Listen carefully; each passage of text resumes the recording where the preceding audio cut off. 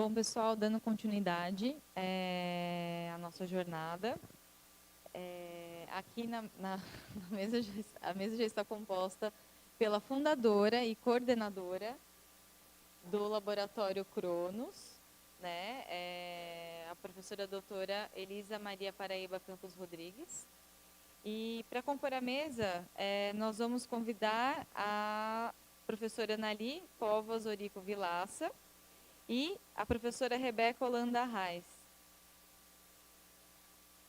E o título da mesa é Psico-oncologia e a atuação do psicólogo numa perspectiva interdisciplinar.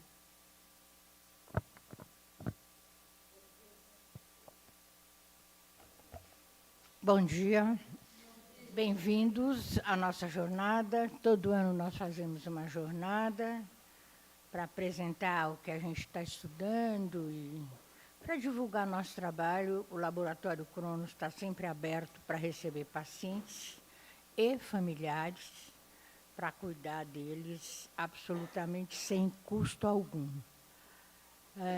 O que é um laboratório? É uma sala, é um espaço onde um grupo de pessoas interessadas num determinado tema se reúnem para estudar, para pesquisar, para atender paciente, enfim, para uma série de atividades que, inclusive, não são pré-estabelecidas, porque acontecem coisas que, de repente, a gente tem que trabalhar aquilo. Por exemplo, morre um paciente, a gente tem que trabalhar um pouco a questão da morte, da finitude e tudo mais. E é um trabalho muito gratificante, porque os pacientes e os familiares ficam muito, muito melhor. O Cronos surgiu, vou falar bem rapidinho, porque nós temos duas propostas muito interessantes. O Cronos vai surgir de um grupo de pós-graduação que eu estava dando aula, isso foi em 1970, já faz, portanto, quantos anos? Eu estou sem cabeça. 17. Olha lá. Foi um grupo de alunos, eu dou uma disciplina na pós-graduação, e esses alunos começaram a querer atender pacientes. De repente, eu me propus a supervisionar, a coordenar, e aí criou-se o Laboratório Cronos, né? E aí tem o estudo e assistência do paciente, do familiar, tá certo? Na verdade, ele começou em 96. E ele começou dentro do hospital universitário, porque nós colocamos um cartaz dizendo que nós fazíamos esse atendimento, e o superintendente do hospital me chamou no departamento de psicologia clínica e pediu se a gente podia encarar, atender os pacientes do hospital.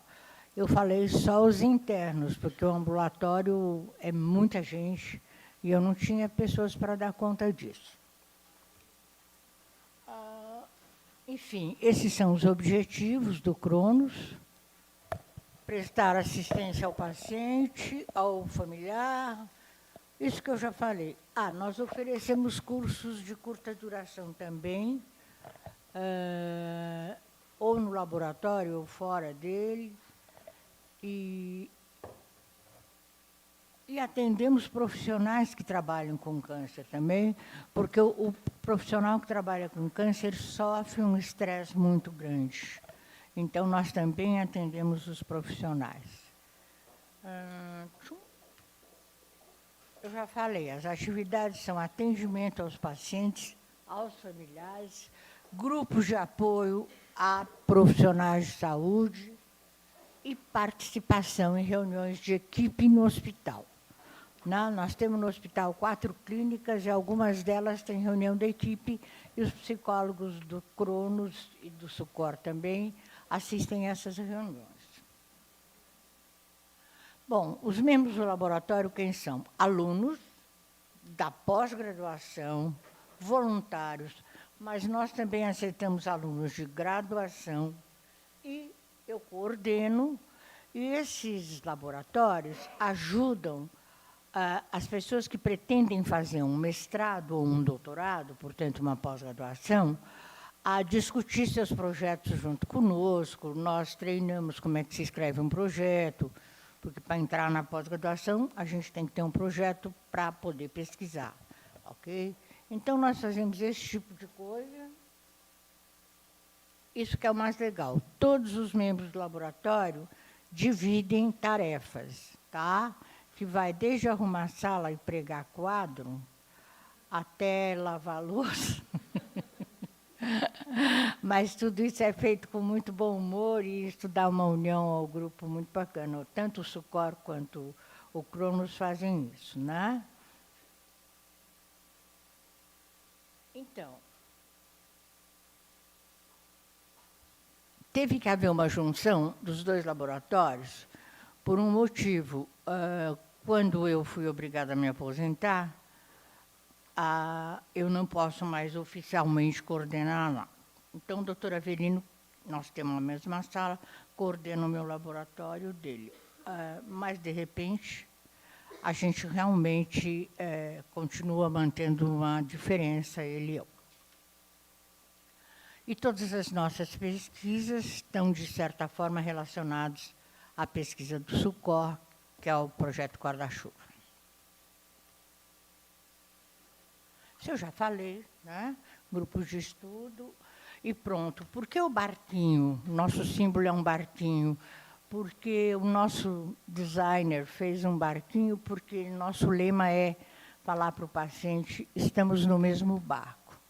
Então, o barquinho é o símbolo do Cronos, ok?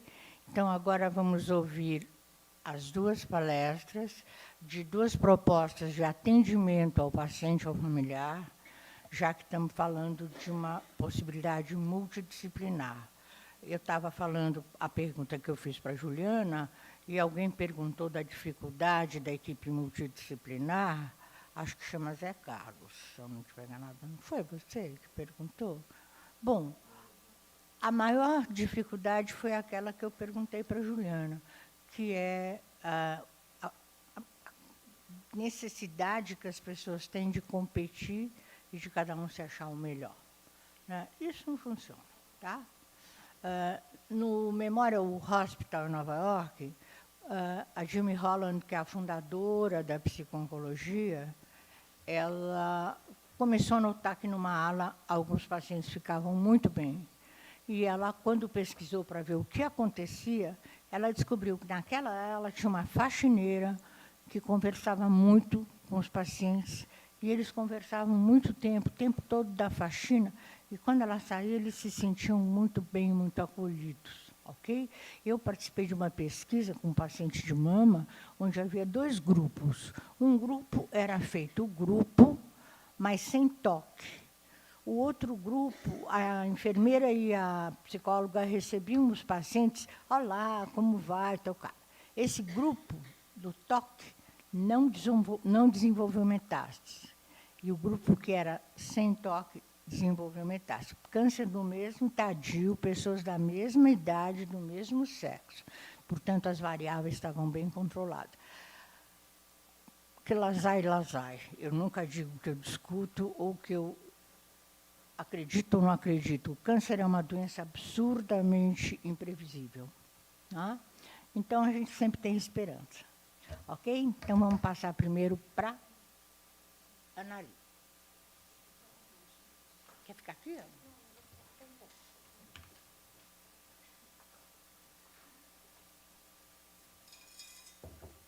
Eu vou sentar lá, tá?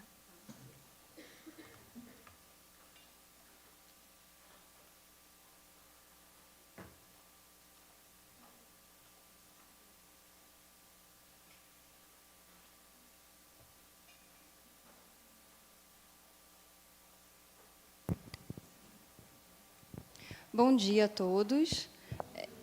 Eu sou psicóloga, eu sou membro do Laboratório Cronos. Entrei no mestrado ano passado e estou terminando a minha pesquisa, que eu comecei a desenvolver. Antes eu entrei como voluntária, e no laboratório eu começou a me despertar alguns questionamentos. E, associado a essa experiência prática e aos estudos, eu desenvolvi um projeto de pesquisa. E o nosso objetivo aqui não é trazer o projeto, porque ele ainda está em desenvolvimento, mas eu vou trazer umas vinhetas clínicas do que a gente pesquisa e do que surge nas nossas supervisões. Eu acho que a atuação do psicólogo em oncologia, essa multidisciplinaridade, essa troca, ela vai dentro da psicologia mesmo. Eu sou a única terapeuta cognitivo-comportamental do laboratório, a maioria é psicanalista, tem uma visão da psicanálise, a Rebeca traz uma visão diferenciada, junguiana, e a gente troca, né? Eu acho que essa troca ela parte não só das disciplinas, né, das profissões, mas também do psicólogo. Cada psicólogo tem a sua maneira de falar, a sua maneira de atuar, e a gente troca muito. É muito enriquecedor fazer parte de um laboratório de pesquisa e de uma supervisão clínica. Então, a gente vai trazer um pouco da teoria, né, e associar esses casos clínicos. O tema do período da manhã ele é a interdisciplinaridade. Então, a gente pensou em trazer não só psicólogos para falar. Como nós vamos falar em equipe multi-inter se só somos psicólogos, né? Então, a nossa ideia é de convidar a doutora Juliana, que é enfermeira, para trazer esse novo olhar, e o doutor Avelino, que ele é médico, e ele ia fazer a abertura e está sempre contribuindo com o nosso laboratório. Para falar um pouco em interdisciplinaridade em oncologia, em psico-oncologia, em cuidado do paciente oncológico, eu vou dar uma pincelada no que é o câncer, a diferença dessas duas atuações, da psico-oncologia e da atuação interdisciplinar em oncologia. A doutora Juliana já trouxe bastante informações de como o câncer ele é multi. Existem vários tipos de câncer que podem afetar diversos órgãos e tecidos do corpo, e cada pessoa vivencia o adoecimento de câncer de uma maneira diferenciada. Então, é muito difícil falar em o câncer, a pessoa estar com câncer, porque esse câncer ele pode ser múltiplo. Tanto cada câncer ele é específico, cada pessoa vivencia esse câncer de uma maneira específica, e se a pessoa desenvolve 2, 3, 4 tipos de câncer em diferentes momentos da sua vida, essa vivência também vai ser diferenciada. O tratamento de câncer ele envolve todos os profissionais aqui listados. Eu tirei essas informações do INCA, né, como a doutora Juliana trouxe, é a nossa referência a nível de Brasil. E uma visão multidisciplinar são esses diferentes profissionais atuando, olhando e tratando o paciente de uma maneira, de uma via única. O médico olha essa parte específica, o psicólogo vai tratar dos aspectos sociais, o nutricionista, o capelão. Teve a pergunta que falou sobre a espiritualidade. A capelania, os serviços religiosos, eles são muito importantes para tratar o paciente que lida diariamente com uma doença que coloca em risco a vida dele. Então, o capelão ele também é inserido nessa equipe multidisciplinar. Mas qual é o passo, qual é o link de uma equipe multi para uma equipe interdisciplinar? É exatamente isso. Não é apenas uma sobreposição de profissões, de atuações. É uma interdisciplinaridade, uma troca. Pessoas profissionais de diferentes áreas que se conversam, que pensam em conjunto como lidar com aquele paciente, aquele câncer específico que está atuando naquele organismo. Esse organismo que é não só um paciente, é o paciente, a sua família, as suas questões religiosas, as suas dificuldades sociais, as suas dificuldades de enfrentamento desse adoecimento. Então, que atuação é essa? Ela vai muito mais além de tratar o câncer, curar o órgão, tratar o organismo físico. É uma atuação que visa, de uma maneira ampla e integrada, não só o adoecer, mas o paciente, toda essa rede que está em volta do paciente. E quem é o psicólogo nessa equipe? A psico-oncologia, como a doutora Elisa... Acho que não consegue.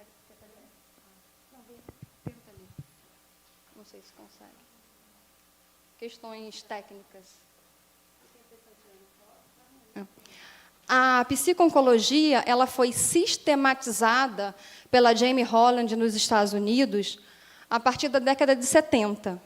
Não significa que a psicologia já não estava inserida nesse cuidado. Só que, como ela falou, foi observado que diversas atuações, diversos olhares para os aspectos psicológicos poderiam ser estudados e atuados de uma maneira mais sistemática. Para Jamie Holland, a psico-oncologia visa estudar duas dimensões psicológicas do câncer. O impacto do câncer na função psicológica do paciente.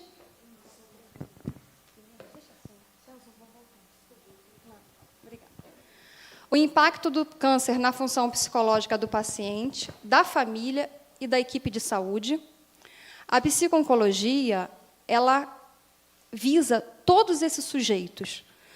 Porque, como foi abordado na primeira palestra, se um profissional médico não tem essa sensibilidade, esse cuidado de passar uma notícia para o paciente que é de extrema importância para a vida dele, é ele que está ali, é ele que está no processo de morrer, como que a gente pode pensar numa atuação que visa o bem-estar biopsicossocial? Então, a psico-oncologia também atua com a equipe médica, com a equipe de enfermagem, com essa equipe multi e, de preferência, interdisciplinar. O papel das variáveis psicológicas e comportamentais. A psico-oncologia atua também no papel que as variáveis psicológicas e comportamentais podem ter no risco e sobrevivência do câncer. A psico-oncologia pode atuar na prevenção do câncer. Não é só quando o adoecimento já está estabelecido. A gente sabe, hoje, as ações de políticas públicas estão cada vez mais enfocando as ações e comportamentos que fazem mal à saúde.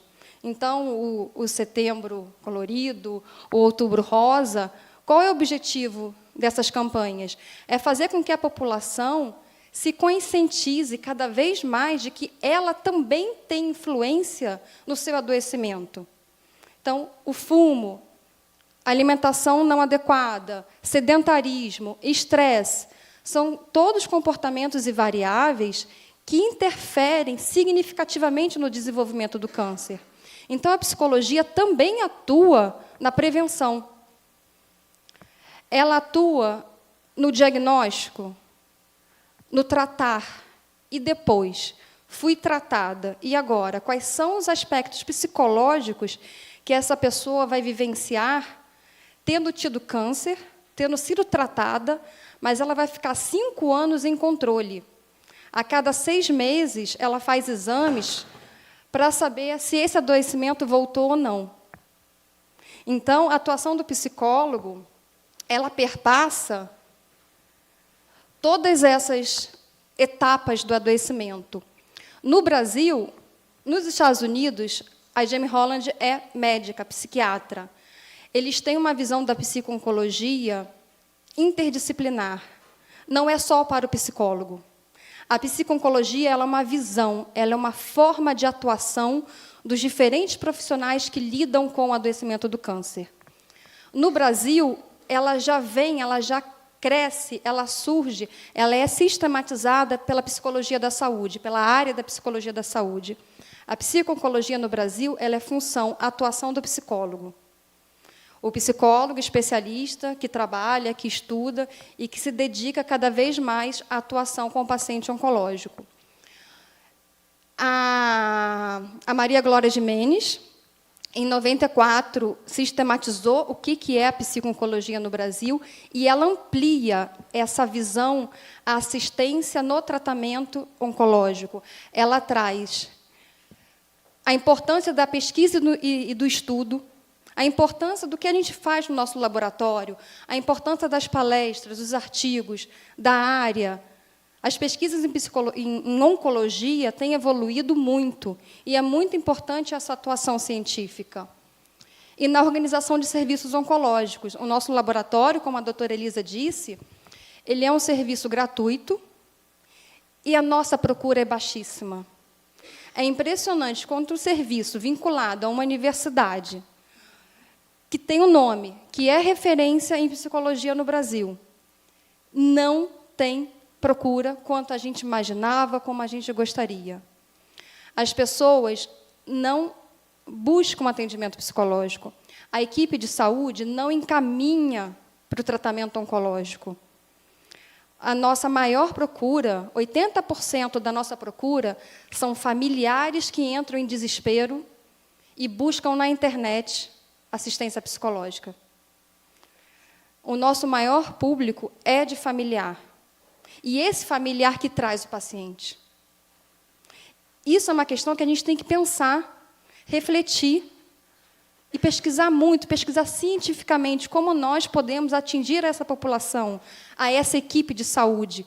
O que nós podemos fazer para sensibilizar de que aquela pessoa em particular tem uma vida inteira que influencia e é influenciada por esse adoecimento. Entrando um pouco mais na interdisciplinaridade, o distresse, ele vem sendo trabalhado cada vez mais no cuidado oncológico. Não pelo psicólogo, não pelo enfermeiro, não pelo médico, por toda a equipe. A conceituação do distresse, ela é exatamente isso, uma atuação interdisciplinar. O distresse, ele é conceituado como uma experiência emocional desagradável. Ela é ampla, ela é multi. Um paciente com câncer que tem depressão, que tem ansiedade, ele é identificado pela equipe. Mas precisa ter um transtorno estabelecido para ser olhado para esse paciente de uma forma mais humana, mais sensível? Essa experiência emocional desagradável ela é multifatorial. Daqui a pouco, próximo slide, eu vou pontuar as diversas variáveis que influenciam o distresse no paciente oncológico. Ela é de natureza psicológica, social e ou espiritual. Isso pontua também a importância da questão que foi feita na primeira mesa. E ela pode interferir na capacidade de enfrentamento com o câncer, seus sintomas e seus efeitos. A gente recebeu, ano passado, uma paciente que teve câncer de reto, não, câncer de intestino, fez a cirurgia, estava em tratamento quimioterápico. E ela estava desenvolvendo uma série de sintomas que não eram resultados da sua quimioterapia. Ela estava tendo perda de cabelo e muitos enjoos, várias vezes ao dia, a ponto de não poder sair de casa, se privar de uma vida social. E o médico encaminhou essa pessoa para o atendimento psicológico por conta desse desenvolvimento de sintomas que não faziam parte da medicação que ela estava tomando. Quais fatores estavam interferindo para essa pessoa ter um sofrimento a mais? Já ter câncer já estava causando um abalo. Ela tinha 42 anos. Já foi um primeiro marco na vida dela. Fez uma cirurgia com uma recuperação muito cuidadosa. Estava fazendo um tratamento quimioterápico. E estava tendo efeitos colaterais que não faziam parte daquele tratamento. Então, o distresse, esse mal-estar emocional, psicológico, social, global, que interfere em cada pessoa de uma maneira específica, particular, ele pode ser desenvolvido por problemas práticos. A gente pode ficar preocupado que o paciente está com câncer e seu objetivo principal tratar aquela doença, mas e questões práticas de saúde? A doutora Janina trouxe o caso de uma pessoa de Belém, que deixou em Belém uma filha de 5 e 3 anos. Quem vai cuidar dessas crianças? Como é que está essa mãe aqui em São Paulo sendo tratada, sabendo que as crianças estão na sua cidade sendo tratadas ou não? Plano de saúde financeiro. O quanto que isso interfere na vida de uma pessoa? Problemas familiares, né? Esse caso dos filhos, companheiros. A Mércia, ela fez o mestrado ano passado, defendeu o mestrado, e ela estudou pacientes colostomizados. Em um dos casos, o companheiro não queria dormir na mesma cama que a mulher. O quanto que isso interfere na vida social, sexual dessa pessoa? Problemas emocionais, depressão, medos, nervosismo, tristeza, preocupação, perda de interesse em atividades. Às vezes não tem a perda, mas não quer sair de casa porque tem vergonha da queda de cabelo, tem vergonha da bolsa de colostomia estourar. Envolvimento espiritual e religioso. E os problemas físicos, que são próprios da doença. O câncer, em muitos casos, tem dores intensas. E todos os efeitos colaterais que nós sabemos que cada química específica, cada quimioterapia específica pode desenvolver. Qual é o nosso olhar? O que o psicólogo, o enfermeiro, o médico faz com essas informações? Esse trabalho de destresse, o protocolo de atendimento, atenção ao destresse, ele foi desenvolvido nos Estados Unidos pela equipe da Jimmy Holland.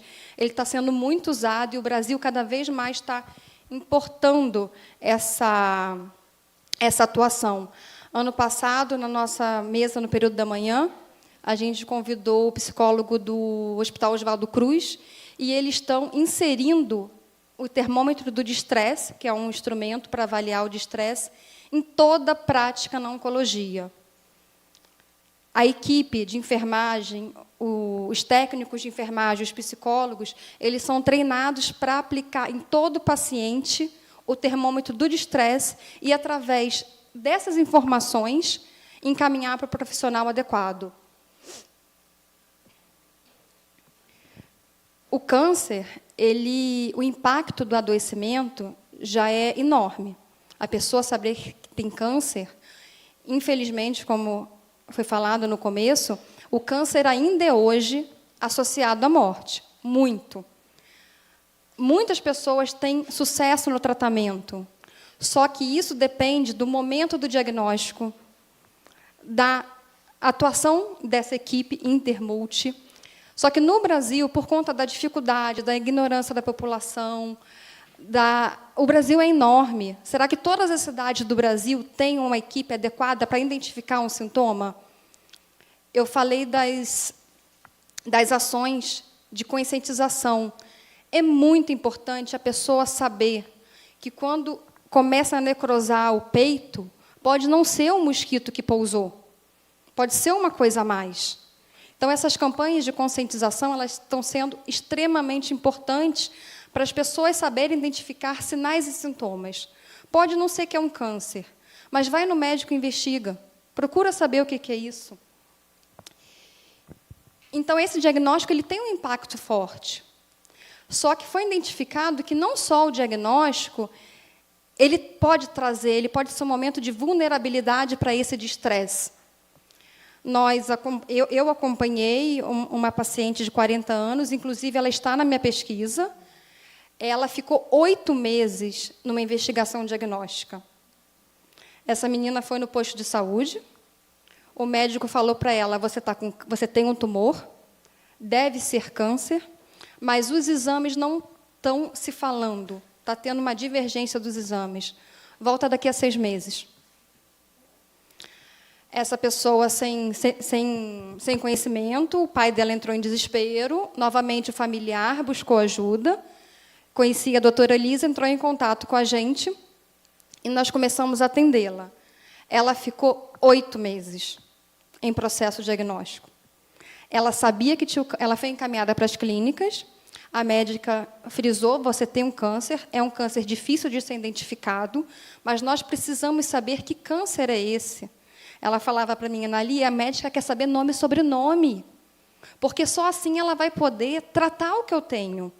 E é verdade, para a equipe médica fazer um tratamento do câncer, tem que saber todas as características. Só que ela ficou 8 meses nesse processo. Ela desenvolveu um transtorno de ansiedade enorme. E a médica falou assim para ela, você vai ser assistida nas clínicas, você tem um câncer, vamos investigar.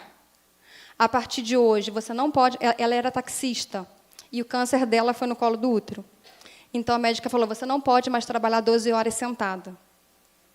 Essa menina foi para casa com 40 anos de idade, com um adoecimento, sem saber qual seria o tratamento dela, sem poder trabalhar, e a renda, e o dinheiro. O que ela ia fazer todo dia, no dia seguinte, quando acordasse?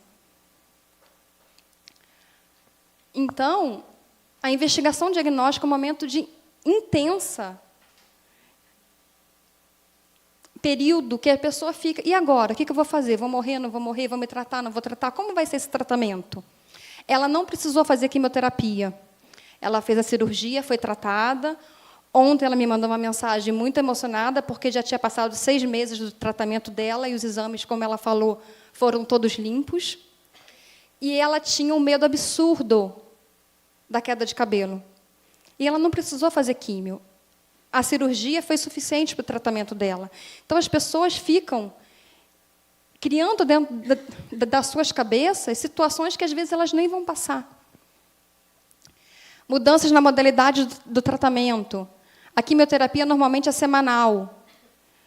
E aí, o que eu faço? Toda semana eu tinha que ir lá naquele médico. Se eu precisar ficar afastado da minha família, eu não tenho condições nem dinheiro de ir toda semana para aquele hospital. O fim do tratamento, e agora? Fui tratada. Fico em casa esperando? E quando o tratamento ele não tem sucesso, o médico fala para você, vamos fazer radioterapia para o tumor diminuir. E o tumor não diminui. Então, são esses diferentes momentos que somam a tudo que foi falado no começo, o quanto que essa doença ela é ampla, múltipla. A gente não sabe o que pode acontecer. O câncer não é uma regra de 1 mais 1 é 2. Identifiquei, tratei e curei. Não. E uma atuação interdisciplinar, ele foca nesse de estresse. Essa equipe, quando ela é sensível ao paciente, aquele órgão que está adoecido, aquele câncer que foi estabelecido no órgão, ele tem que olhar também as variáveis diversas, os efeitos colaterais, os sociais, emocionais, práticas. Essa família, qual é a função dessa família? Essa família é ativa? Ela ajuda? Ela prejudica? Essa menina que é taxista, ela vinha para mim e falava assim, aqui é o único lugar que eu posso falar. A minha família falou, não fala do câncer, não vai no psicólogo falar do câncer. Não se fala essas coisas, você está atraindo. E é uma pessoa que precisava falar. Ela tinha amor, acolhimento dessa família quando ela chorava. Era só ela chorar que a família vinha, falava que tudo ia dar certo. Mas quando ela queria falar do câncer, não tinha ninguém disponível, não tinha ninguém com recurso para olhar aquela pessoa e escutar. E quando essa equipe ela tem essa visão, ela é capaz de ter uma comunicação mais sensível, criar um vínculo, estabelecer técnicas específicas e aplicar instrumentos que estão sendo desenvolvidos cada vez mais com as pesquisas. E o termômetro do estresse é um deles. As intervenções multiprofissionais no manejo do estresse do paciente oncológico. Vou falar um pouquinho mais rápido, que eu estou terminando. Reconhecer que pode existir, não é em todos, mas pode existir esse desconforto emocional, social e espiritual. Fazer uma psicoeducação, esclarecer que diagnóstico é esse, quais tratamentos eu vou passar, quais são os efeitos desse tratamento, quais são as crenças, as fantasias vinculadas a esses tratamentos. Certificado que o paciente entendeu. O que é uma quimioterapia? O que é uma amputação? Quais são os benefícios de uma amputação? Eu realmente vou ficar boa? Não vou ficar boa? Não, é uma tentativa. Orientar equipe, paciente e familiares nos pontos de transição do adoecimento. Estabelecer uma relação de confiança e empatia. Considerar medicação para gerenciar sintomas de dor, ansiedade e depressão. Considerar medicação e ou psicoterapia para transtornos mentais. Oferecer grupos psicoterápicos de apoio e ou acompanhamento individual. A doutora Elisa citou o caso do grupo que ela fez no Hospital de Guarulhos, que era interdisciplinar. Eram vários profissionais da equipe que estavam em contato ali com aquele paciente. Oferecer apoio aos familiares. Como eu gostaria de ter tido acesso ao familiar dessa paciente, escutar o que aqueles familiares tinham dentro deles, quais eram as expectativas desse tratamento, por que não falar do câncer, para ver como eles poderiam ajudá-la. relaxamento, meditação e arte-terapia, e suporte espiritual e religioso. O cuidado e a atenção às questões espirituais são muito importantes, respondendo à primeira pergunta. Muitas vezes tem culpas relacionadas a esse adoecimento, desesperanças, conflitos em crenças religiosas. Eu quis selecionar em vermelho, para vocês terem uma ideia. Essas intervenções é um protocolo da NCCN.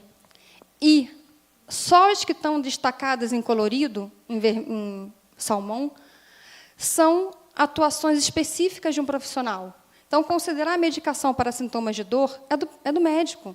Só o médico pode olhar para fazer aquela prática. Oferecer psicoterapia para transtornos mentais é do médico psiquiatra e do psicólogo. O suporte espiritual e religioso específico, técnico, é do capelão e dos diversos profissionais que lidam com essa questão religiosa. Mas todos os outros que estão em preto é para toda a equipe. Se essa equipe tiver uma adequada identificação e manejo das diferentes variáveis, sejam elas médicas, físicas, psicológicas, sociais, familiares, educacionais, não importa se é da pessoa, se está causando prejuízo, preocupação, medo, a equipe tem que ter um olhar diferenciado. Aí, né, se tiver esse olhar, essa capacidade de identificação, a equipe é capaz de disponibilizar uma série de intervenções multi-interdisciplinares. E isso objetiva, como foi abordado na primeira, a gente vê na literatura, o melhor enfrentamento do adoecimento, melhor adaptação ao tratamento. Se a pessoa sabe o seu tratamento, sabe as consequências, ela tem uma capacidade melhor e maior de falar sobre isso e entender. Melhor enfrentamento das consequências do câncer e do tratamento. E, para finalizar minha fala, uma melhora na qualidade de vida dos pacientes. Quando a gente permite que o paciente seja ele, com os seus medos, com as suas dificuldades, com as suas alegrias, com as suas crenças, a gente está dando espaço para ele falar dele, da doença, da vida que ele quer ter, de como ele quer ser tratado, de como ele quer ser olhado. A nossa escuta, independente se nós somos profissionais de saúde, se nós somos familiares de pacientes com câncer, é escutar o que aquela pessoa tem para nos dizer. Se a nossa escuta não estiver aberta, a gente vai ter um passo atrás na capacidade de atender aquela pessoa, de assistir aquela pessoa. Então, a minha fala, resumidamente, é isso, e muito obrigada.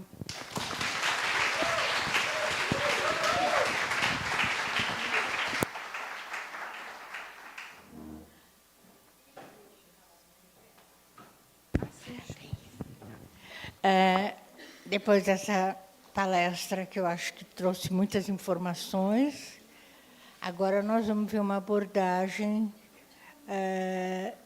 psicanalítica, com referência no Jung, que é um psicanalista que também trabalhou com o Freud há muito tempo, mas que ele tem uma série de abordagens que fizeram com que o trabalho dele ficasse conhecido como psicologia analítica. Ok?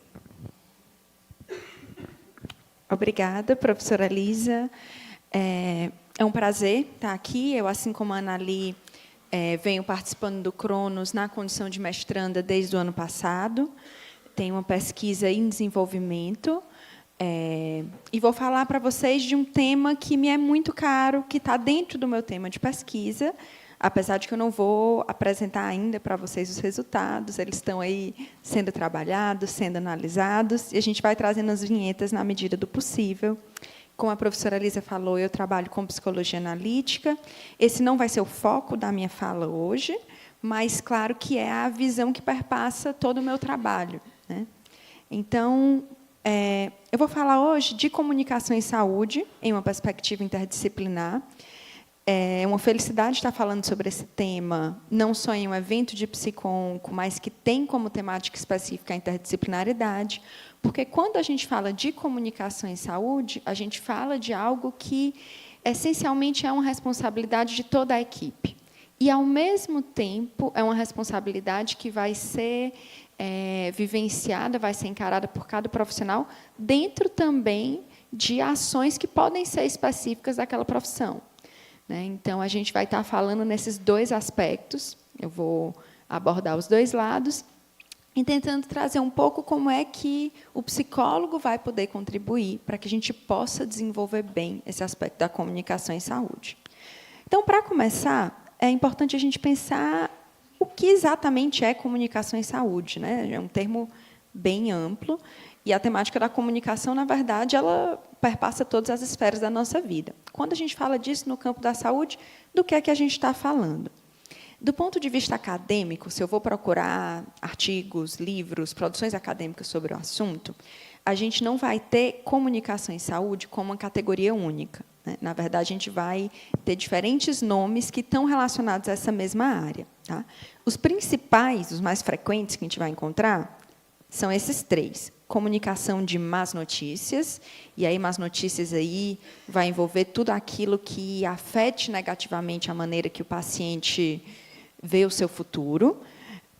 Comunicação de diagnóstico, é um outro termo muito usado também, e comunicação médico-paciente. Mas, quando a gente trabalha, na perspectiva que a gente está trabalhando desde o início da manhã aqui, né, que o adoecimento ele é algo multifatorial e que impacta diversas esferas da vida do paciente, que a gente tem uma equipe ampla trabalhando, a gente vê que cada um desses termos acaba sendo um pouco restritivo para aquilo que a gente poderia entender como comunicação em saúde. Né? Então, no lugar de médico-paciente, por que eu não falo de profissional-paciente? Afinal de contas, não é só o médico que fala com esse paciente. Né? E por que não falar, então, de profissional, paciente e família, já que a família também está incluída aí? Né? E aí não se fala só sobre diagnóstico. Né? Por exemplo, o médico vai falar sobre o diagnóstico médico. A enfermagem vai falar, muitas vezes, sobre a organização do cuidado daquele paciente. A fisioterapia pode falar sobre uma série de readequações de como o paciente vai desempenhar determinadas funções depois de uma cirurgia. A gente fala não só sobre diagnóstico, fala sobre tratamento, e, no fim das contas, a nossa comunicação é sobre a vida. Quando ela é bem feita, quando ela é integral, a comunicação em saúde é uma comunicação sobre a vida de quem está recebendo assistência à saúde naquele momento. Para falar sobre isso, então, eu separei esses 4 tópicos principais, tá? Que vai ser o que eu vou passar ao longo da fala, que é começar pensando, a comunicação faz mal? Por que tratar disso? Né? Por que, entre outros temas, eu decidi falar sobre isso hoje, o grupo achou que era relevante falar sobre isso hoje, eu decidi tirar 2 anos da minha vida e fazer um mestrado para pesquisar sobre comunicação. E aí falar um pouco da comunicação com a equipe, paciente e família, então pensar esses 3 grandes atores do processo de comunicação, e terminar frisando a relação entre comunicação e saber escutar. Para começar, então, com a comunicação faz mal, eu queria que a gente olhasse para essa frase. Né? Se ele ou ela souber que está com câncer, vai piorar e morrer mais rápido. Não sei quem aqui já tem ou teve prática na área de oncologia, mas, na minha prática, e na de muitos colegas que passaram por isso, essa é uma frase que a gente escuta com alguma frequência. Né? Assim, essa ideia, tanto dita por profissionais, quanto dita por familiares, a ideia de que não pode saber, porque, se souber, vai piorar e morrer mais rápido. E aí, quando a gente escuta um relato, até como que a Juliana trouxe, né, daquele paciente que soube do diagnóstico, morreu depois de 3 dias, a gente pode até achar que, puxa, será que ele morreu depois de 3 dias porque ele soube que ele teve câncer? Mas será que foi saber que tinha câncer? Né? Então, para começar, eu quero que a gente transforme essa exclamação num ponto de interrogação. O simples fato de saber do diagnóstico vai ser o que vai provocar uma piora? Então, dentro dessa área, pesquisando sobre isso, o que a gente sabe é que, assim, não falar, quando a gente traz essa ideia de não falar, é com a ideia de proteger. Né? Mas não falar não vai evitar as mudanças provocadas pelo adoecimento, pelo tratamento. Né? Então, assim, o que o paciente vai mudar na rotina, o que ele vai ter que passar, às vezes, como um tratamento que é invasivo, é mutilador, a própria progressão da doença, isso vai ser vivido pelo paciente quer a gente fale ou não, quer ele seja informado ou não que ele tem câncer. E, muitas vezes, o fato de não ser informado também não significa que ele não vai saber, né? Então, a gente cria essa ideia de que é possível, às vezes, ao não falar, proteger dessa vivência, mas a vivência ela vai acontecer, né? E a gente sabe hoje que assim, o simples fato de saber sobre isso não vai ser algo que vai piorar como se vive, tá, o processo de adoecer. E, inclusive, a mediação ela vai poder mediar a maneira como essas vivências, essas mudanças de vida, essas mudanças de perspectiva vão ser incorporadas na vida do paciente. E aí eu queria fazer aqui uma pergunta rapidinha para todo mundo, que é: quem daqui gostaria de ser informado caso tivesse um diagnóstico de câncer? Tá. Mantenham as mãos para cima, rapidinho, todo mundo olha ao redor. Eu quero só que vocês fiquem com isso em mente. Tá? Então, a gente vê que, de uma maneira geral, a maioria de nós gostaria de saber sobre informação tão relevante sobre a nossa vida, né, se viesse a passar por isso. Só que, ao mesmo tempo que a gente tem essa realidade, e outras vezes que eu já tive a oportunidade de fazer essa pergunta, a resposta é bem semelhante, a gente continua tendo muitas pessoas que têm essa informação negada. Isso é um primeiro dado importante.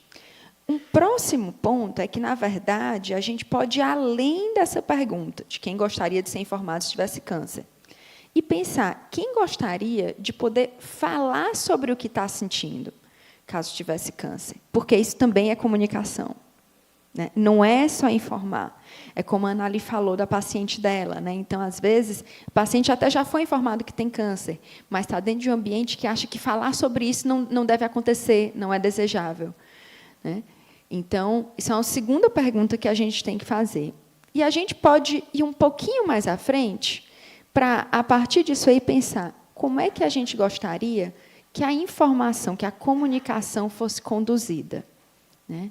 Então, a gente pode agora retomar o exemplo muito bom que a Juliana trouxe no início e pensar, será que foi saber que tinha câncer o problema para aquele paciente? Ou será que o problema foi como essa informação, como esse processo de comunicação foi conduzido para o paciente? Então, né, a gente acho que começou questionando um pouco essa ideia de que ter a informação faz mal, e aí, com esse questionamento em mente, por que tratar da comunicação? E aí, a gente vem falando sobre atendimento humano e integral.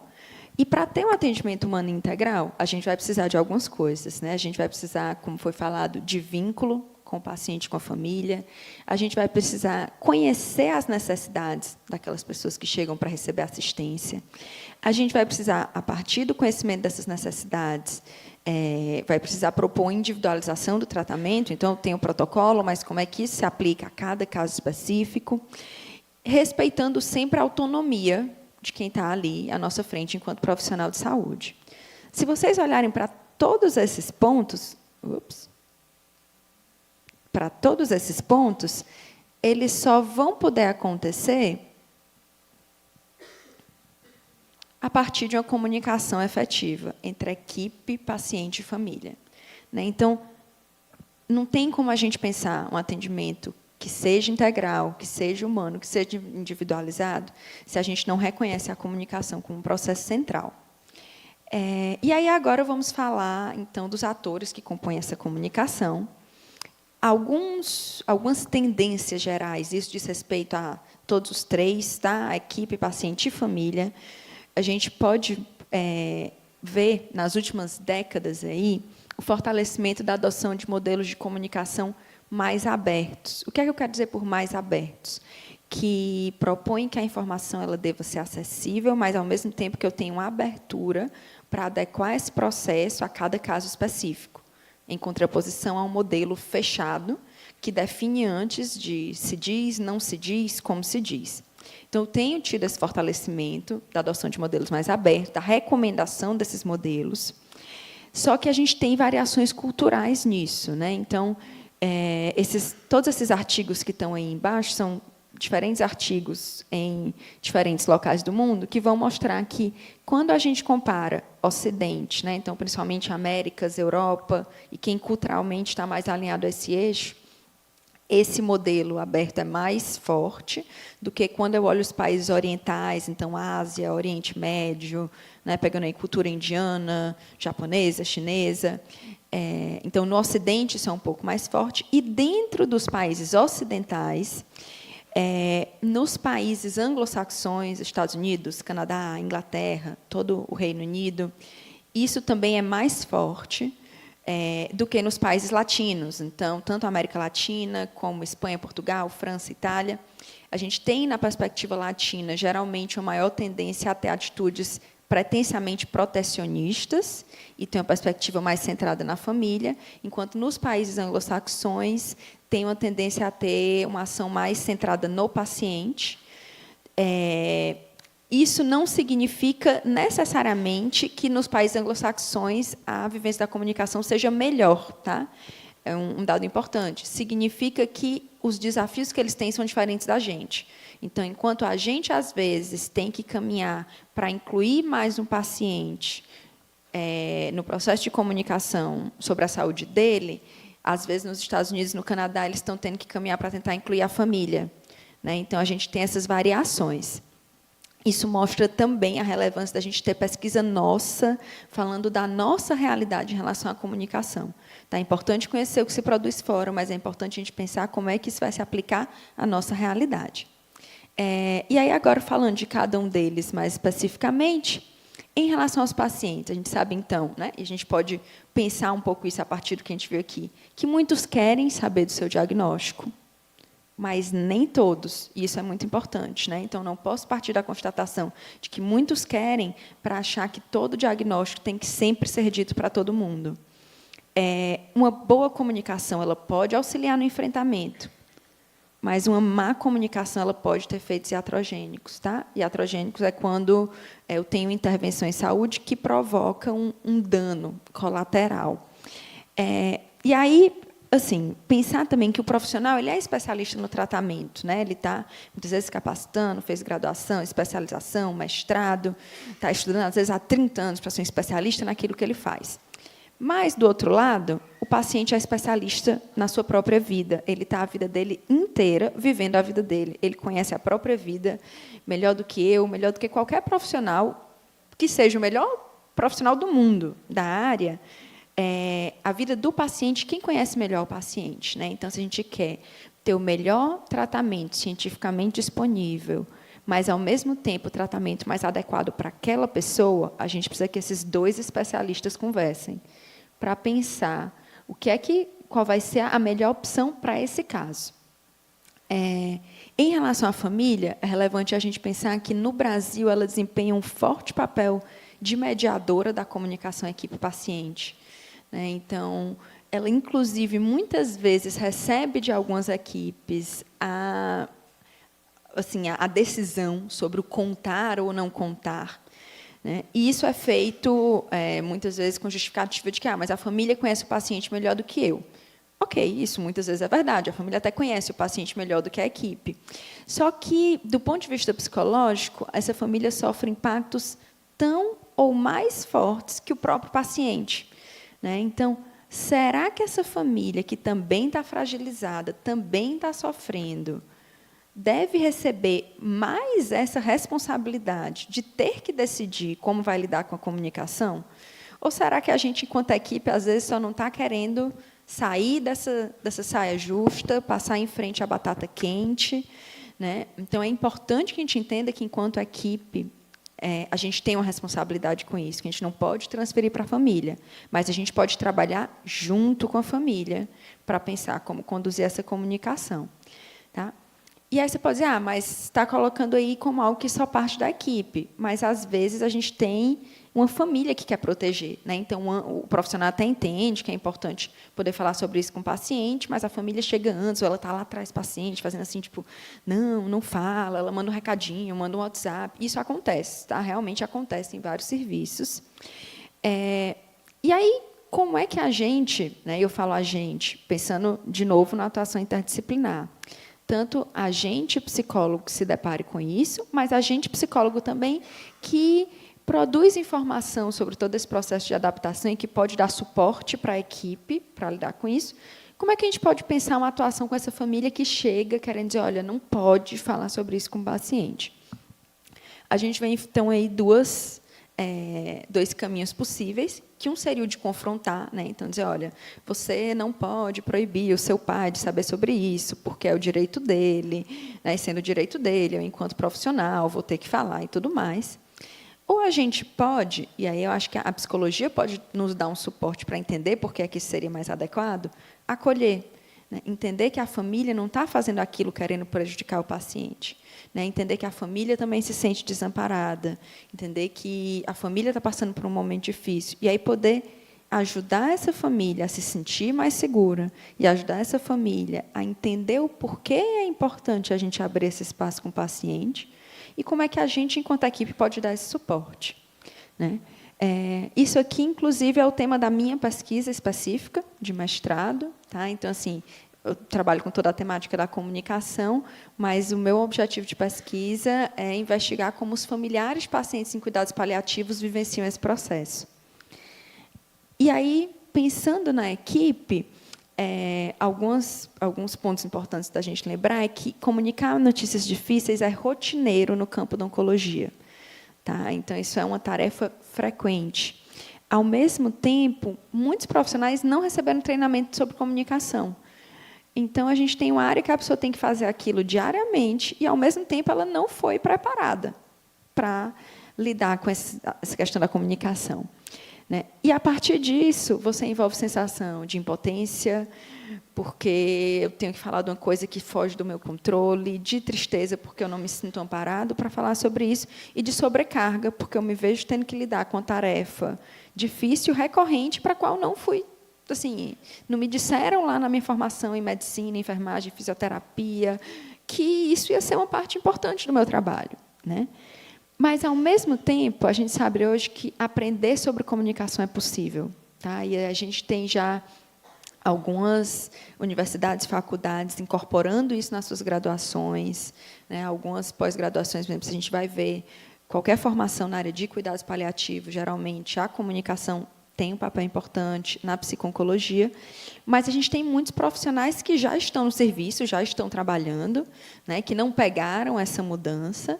E aí, aos pouquinhos, a gente vê alguns serviços hospitalares que entendem que isso é responsabilidade deles também e que incorpora isso em processo de treinamento e reciclagem. Isso ainda é muito incipiente, tá? Precisa caminhar mais. Mas, para isso, a gente tem que entender que rever o conceito de bom profissional é necessário. Sabe, a gente ainda fica, muitas vezes, com a ideia de que comunicação é uma habilidade humana exterior à habilidade profissional. Então, a pessoa sabe se comunicar bem ou não porque ela é desenrolada ou porque ela é simpática. E aí eu falo que, não, tem o fulaninho de tal, que é o melhor fisioterapeuta para pós-cirúrgico, agora ele é um bruto. Né? Então, eu tenho o doutor fulano, que é um baita cirurgião, agora é um cavalo batizado.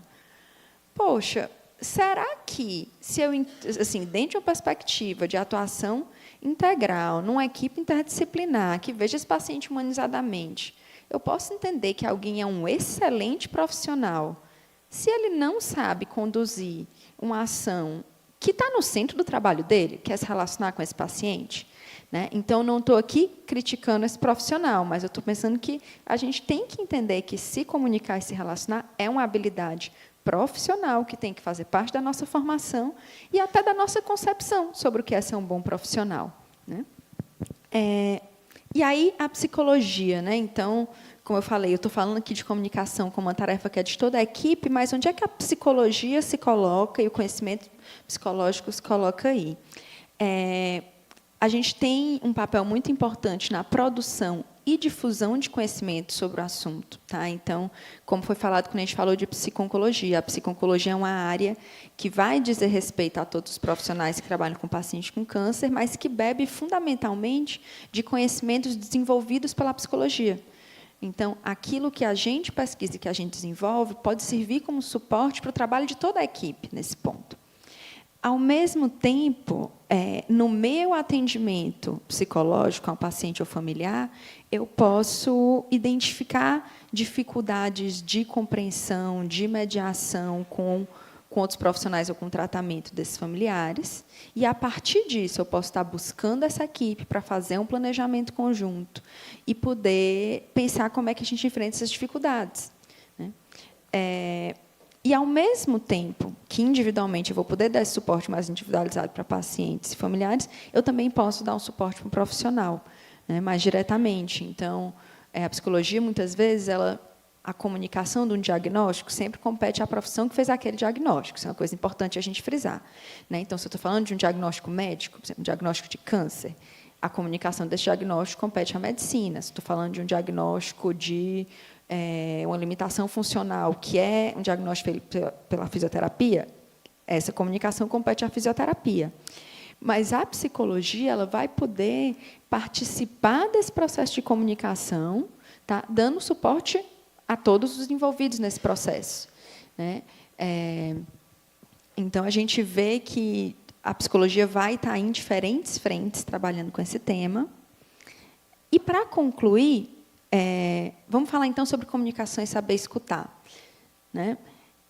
A gente falou sobre tudo isso até agora, e aí a gente pode perguntar, então quer dizer que é para contar para o paciente que ele tem câncer? Não. Ou sim, ou talvez. Depende de cada caso, né? Então, fundamentalmente, eu quero que a gente, muitas vezes, quando a gente fala desse assunto da comunicação, a gente se liga nessa ideia do contar ou não contar, né? Contar ou não contar do câncer, contar ou não contar que não tem tratamento. E aí, quando a gente faz isso, a gente parece entender que a comunicação é uma coisa que eu aqui tenho informação, que é um pacotinho, e eu estou decidindo se eu dou ou não dou esse pacotinho para a Juliana, né? Então, a minha questão é, e aí, esse pacotinho eu entrego ou não entrego? Mas a comunicação não é um pacotinho. A comunicação é troca, né? A comunicação são duas pessoas que ambas têm o que falar e o que escutar. Só que, na verdade, não são duas pessoas, né? Eu vou, de novo, ampliar isso aí. Então, é o profissional, é o paciente, é a família, ou é o profissional, o paciente e o restante da equipe, né? É o profissional, o paciente e um contexto, fundamentalmente, em que isso acontece. E aí, a gente vai sair, então, daquela ideia do quer dizer que é para eu contar, para pensar o que falar, como falar, quando falar, né? Então, poder sair dessa ideia sobre falar ou não falar, para pensar todas essas ideias, e aí entender que pensar tudo isso aqui, e para ter a resposta de todas essas perguntas, eu tenho que saber escutar. Então, a gente sai, começa muitas vezes falando de comunicação, pensando no falar ou não falar, mas eu quero que vocês saiam aqui entendendo que comunicação tem a ver com saber escutar. E aí, para escutar, a gente tem que colocar o paciente no centro do processo, criar um espaço adequado dentro das nossas condições concretas. Então, às vezes, a comunicação é feita na enfermaria, com vários leitos, aquele é o dado concreto. Mas como é que eu me posiciono, em que tom de voz eu falo, como é que eu, talvez, organize essa enfermaria para fazer uma melhor comunicação? Manejar o tempo, né? Então, pensar o tempo que eu tenho e organizar isso junto com o paciente, para fazer uma comunicação dentro daquele tempo. É melhor do que eu começar a gerar uma ansiedade no paciente, cortar, de repente, aquilo ali, porque opa, eu tenho que sair, porque eu tenho que fazer não sei o quê. Colocar-se à disposição. Então, muitas coisas levam tempo para serem processadas e serem entendidas, né? Daquilo que é dito numa primeira consulta, nem tudo fica gravado. Então, poder mostrar para o paciente aonde ele pode encontrar, seja o mesmo profissional, seja outras pessoas da equipe, quando ele se sentir preparado ou com necessidade de retomar assuntos que foram falados ali. E perguntar, isso é muito importante, tá? Porque muitas vezes o paciente chega tão nervoso, tão ansioso, que ele não consegue se colocar se ele não for convidado a isso pelo profissional, né? Então, ele está ali sentadinho, às vezes com um monte de dúvidas, ou às vezes com coisas que ele tem para dizer que são importantes para o planejamento do nosso trabalho, informações que a gente precisa. Mas, se a gente não pergunta, se a gente não convida, ele não se coloca. E aí, para isso, o uso de protocolos pode ser uma opção de difusão de habilidades de comunicação. A gente tem hoje protocolos na área. Eu não vou me aprofundar em apresentá-los aqui, mas o mais utilizado é o SPIKES. Tá? Ali no finzinho, vocês têm o nome e ano da referência, no fim ela está completa, para quem quiser conhecer esse protocolo. SPIKES é um acrônimo, né, uma sigla em inglês, mas que quer dizer setting, que é ambientação, percepção, o I de invitation, o convite, K de knowledge, ou conhecimento, E de emoções, e S de strategy and summary, que é estratégia e sumário. Esses são 6 passos que no protocolo estão descritos para pensar um processo de comunicação de más notícias. É algo que eu recomendo conhecer para quem tem interesse na área, tem sido bastante utilizado, mas que eu concluo também fazendo algumas considerações sobre o uso de protocolo para isso, tá? De alguns pontos interessantes e mais complicados, que assim, a gente tem uma linguagem de fácil divulgação no meio médico hospitalar, e isso é importante, porque, às vezes, a gente tem uma informação da psicologia, mas não consegue transferir isso para uma linguagem acessível à equipe. O trabalho interdisciplinar é importante. Oferece orientações gerais, estabelece um padrão mínimo, e fornece um suporte que reduz a ansiedade dos profissionais. Então, esses todos são pontos que eu colocaria assim, a favor e positivos para o uso de protocolo. Por outro lado, ele parte de condições ideais nem sempre alcançáveis, né? O SPIKES, por exemplo, parte, entre outras coisas, de uma perspectiva da cultura norte-americana. Então, aquilo que eu falei da relação com a família e com o paciente é uma coisa que a gente tem que fazer a nossa leitura. Ele simplifica, porque simplificar acaba sendo necessário para tornar algo protocolar, e pode gerar uma falsa solução. Em que sentido eu coloco isso? No sentido de que é um ponto de partida, mas não pode ser a solução geral para tudo que diz respeito à comunicação. Você usa o protocolo não para iniciar um conhecimento sobre isso, mas para achar que, seguindo aqueles passos, mecanicamente está tudo resolvido, eu crio um novo problema. Essa é a bibliografia, tá? Quem quiser tirar foto, mas quem quiser os slides pode me pedir. E aí eu agradeço e deixo aqui os nossos contatos para quem quiser. Eu me coloco à disposição, mas sei que é uma disponibilidade também da Anali, que falou antes de mim, da professora Elisa, para quem quiser entrar em contato e falar sobre esses temas.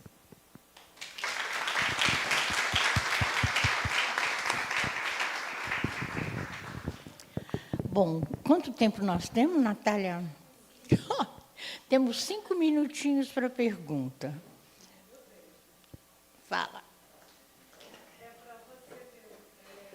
Como é que é?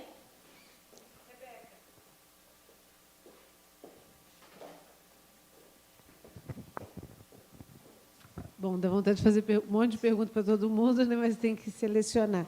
Rebeca, tem 2 aspectos assim que me chamaram a atenção na sua fala. Eu vou começar pelo último, porque tem pouco tempo.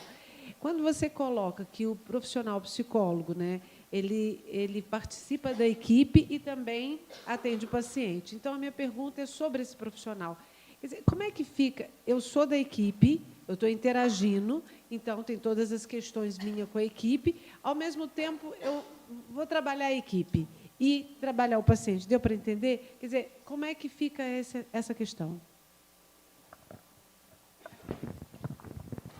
Pronto, obrigada. Acho que é uma oportunidade para esclarecer isso. Então, assim, o psicólogo, em uma equipe interdisciplinar, ele vai ter aí uma função tanto de planejamento conjunto da equipe, com a equipe do atendimento, né? De atendimento direto ao paciente. E aqui, quando eu coloco fornece suporte para o trabalho da equipe. Eu não estou falando de atender a equipe diretamente. Tá? Então, é ideal que essa equipe possa ter um atendimento de um psicólogo, mas, como a própria professora Elisa falou, o ideal é que a gente possa ter um outro psicólogo, que não é da equipe, fazendo esse atendimento. Porque, quando a gente está dentro, a gente está também implicado em uma série de relações pessoais, profissionais, às vezes até hierárquicas. Né? Então, o suporte que a gente vai fornecer para a equipe aqui é um suporte, por exemplo, de um médico que chega e diz, olha, eu preciso fazer um comunicado de óbito para a família desse paciente que vem para o horário da visita na UTI. Você pode estar junto comigo? O que é que você me orienta, que talvez já conheça essa família, sobre como eu posso conduzir? Você pode me ajudar no suporte que eu vou dar à família depois? Esse tipo de suporte do trabalho conjunto com a equipe, a gente vai fazer, com a mesma equipe que a gente trabalha. E a gente tem alguns grupos, por exemplo, tem a metodologia dos grupos Balint, de autorreflexão, que são um tipo de processo de trabalho em equipe, de autocuidado, e que aí, muitas vezes, vai ter mediação de pessoas da própria equipe, mas que não é um grupo psicoterapêutico, e, nesse sentido, o psicólogo não está nessa função de psicoterapeuta. De fato, a gente não tem como ser psicoterapeuta dos nossos colegas, não. Acho que é uma diferenciação importante. Espero ter lhe respondido. Só um minutinho. Alguém mais? Porque senão ninguém mais pode falar. Alguém mais tem alguma pergunta? Quem é? Você leva lá?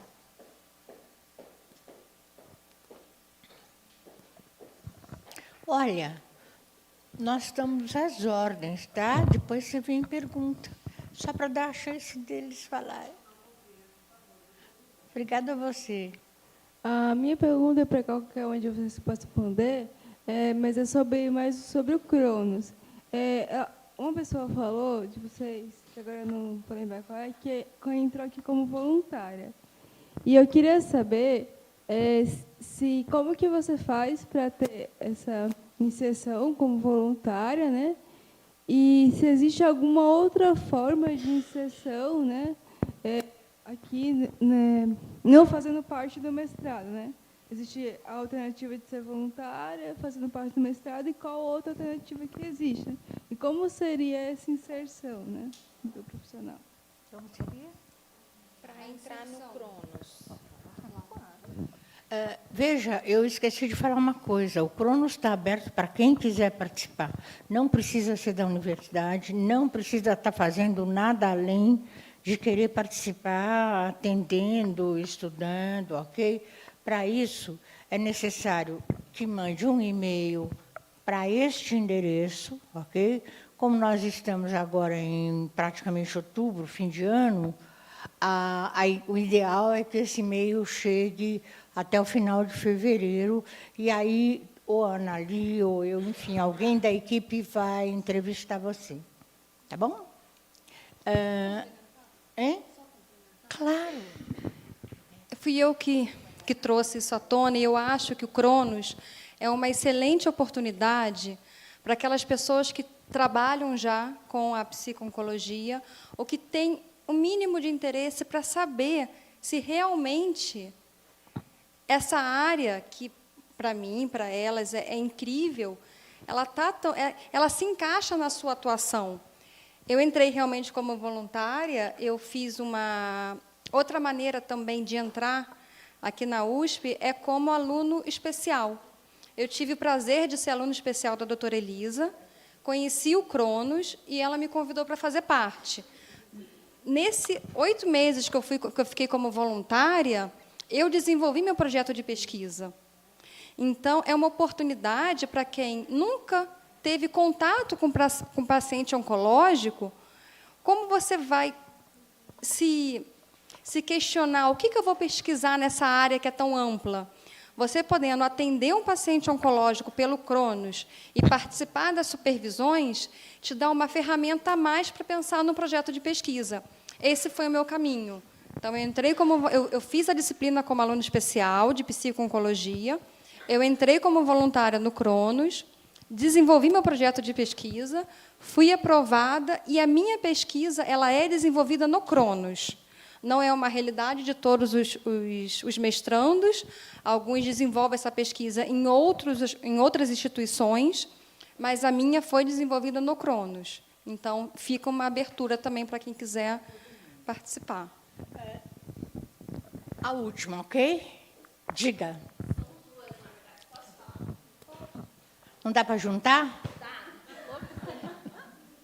A primeira seria para a Anali. Ai, não gosto de falar em público. Qual é a diferença entre o conceito de distress para estresse? Não sei o que. E a outra seria para Rebeca, sobre o equipe Balint, grupo Balint. Vamos lá. O estresse ele é muito difundido na área da psicologia, não só da psicologia da saúde, como em todas as áreas, organizacional. O estudo do estresse, que aqui no Brasil ele é feito muito bem pela Marilda Lippe, ele tem 2 conceitos. O estresse nem sempre é negativo. temos estresses que são positivos, né? Por exemplo, um exemplo bobo, uma pessoa vai casar, ter que desenvolver toda a preparação de um casamento, é um momento estressante, mas não necessariamente é negativo. O distress, a conceituação de distress é o estresse negativo. É o estresse que traz sofrimento. Então, a Jamie Holland, ela se apropria dessa conceituação do estresse negativo para associar ao cuidado oncológico. Uma das justificativas pelo uso do distress e não estresse é que a equipe dela, o artigo que ela traz, essa nomenclatura, é que o estresse, depressão, ansiedade, já ficou muito batido para o paciente e para a equipe de saúde. Então, fala, atende ali aquele paciente que está estressado, atende aquele paciente que está depressivo. Então, ficou uma conotação negativa. Trazendo essa palavra, que para algumas pessoas não é conhecida, vamos olhar, tratar, cuidar do distress. Temos um instrumento chamado termômetro do distress. O distress é isso, isso, isso, isso. Gostaria que você preenchesse para mim. Então, a justificativa para esses profissionais que inseriram o distress cada vez mais na prática oncológica é que tirasse um pouco dessa carga negativa. Então, o distress nada mais é do que o estresse que causa sofrimento, o estresse que causa prejuízo, um estresse que é prolongado e causa prejuízo. Uma coisa, o estresse está diretamente relacionado com o surgimento do câncer. Muitos casos, não é? De pessoas que passam por uma situação estressante ou destressante, não é incomum surgir, depois de um tempo, um tumor maligno. Infelizmente, isto não dá para provar. Né? Não dá para você pegar uma pessoa e falar, deixa eu ver se você daqui a um tempo vai ter um câncer. Né? Não é condição nenhuma. Mas, de qualquer forma, existe uma correlação, não uma relação. Então, a gente sempre gosta de perguntar para o paciente se ele sabe o que aconteceu com ele, e eles sempre sabem. Mais uma, qual que era a sua pergunta? De quem? Era a sua mesmo? Tá. Deixa eu falar uma coisa importante. Nós temos que encerrar, porque são 20 para as 2 e nós vamos ter que estar de volta às 3. Não, 2.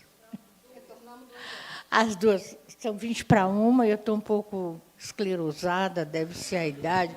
São 20 para 1, na verdade, e a gente volta às 2. E aqui do lado tem uma lanchonete num trailer. Aqui, atravessando a avenida de lá, tem um restaurante. Aqui na ECA também tem um restaurante que é buffet. Outra coisa, à tarde vem um profissional para falar das pesquisas do Sucor, que eu gosto muito, ele é meu colega na Sociedade de Psicanálise. Ele chama Milton Delanina, e, além de ser um doce de pessoa, ele contribui muito. Ele já falou aqui, não foi? Uma vez. E ele é muito, muito legal. Se alguém tinha intenção de ir embora, não vá.